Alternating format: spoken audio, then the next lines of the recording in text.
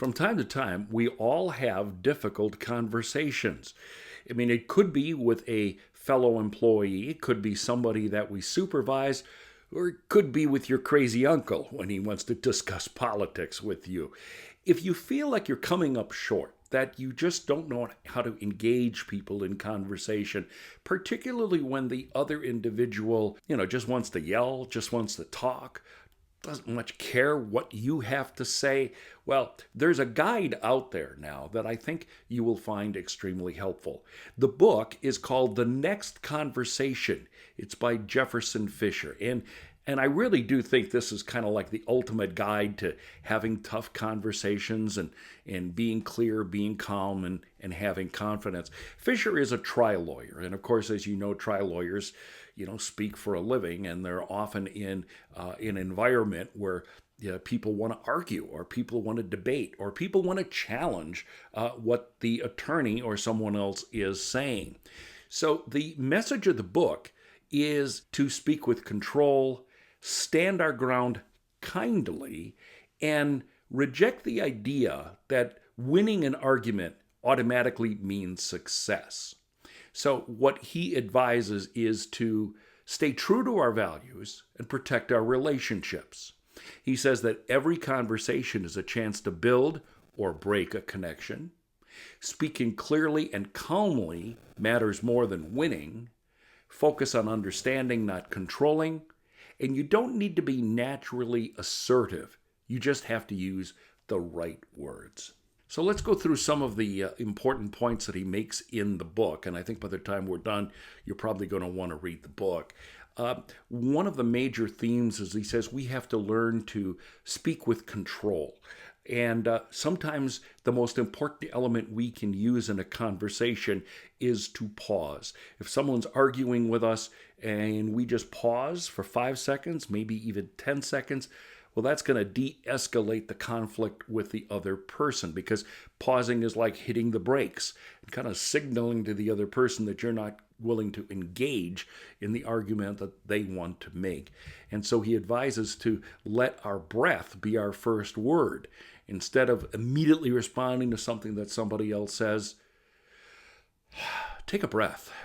Let that be your first word, because controlled breathing will not only provide that space between rhetoric, but it will also calm our mind and even our body, and it will prevent us from, reacting emotionally. This one I've used. Silence is a power move, because if someone is talking and it's kind of like your next turn, it's time for you to respond, sometimes just pausing illustrates that you're being thoughtful. And another thing is, if you pause for 5 seconds or whatever else, 10 seconds, if the person on the other end of the conversation is dishonest or disrespectful, your pause will make them nervous. So another rule that Fisher gives is to speak with confidence. Choose your words carefully. Eliminate the filter words like "I guess," "sorry to bother you." Instead, replace those weak phrases with clear and direct ones. And this one sounds tough, but when you think about it, I think it's probably easier to do than you think. And that is to speak assertively. State what you'll do and then follow through. Uphold your credibility. Say what you mean. Don't bluff or overpromise. Be honest in what you're communicating, and use your values as the compass. Let your values shape how you respond in times of conflict. Another rule is to say it to connect. And by that he means things like using I statements instead of you. Because when I said, well, you, that kind of puts the other person on the defense. So center on your feelings and your needs. If you have to say no, say it the right way. Be clear and direct.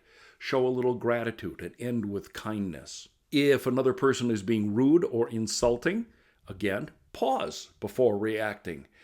And repeat their comment slowly, or ask them to repeat it. Did you really mean to say that? Ask questions of intent or the outcome. And again, let the silence play a role here. If someone interrupts you, let the first one slide.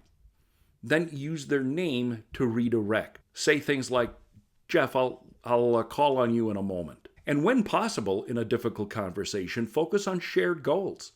Keep the conversation collaborative, not combative. He concludes by saying, we shouldn't water down our value. We should own our space as a person and as a communicator.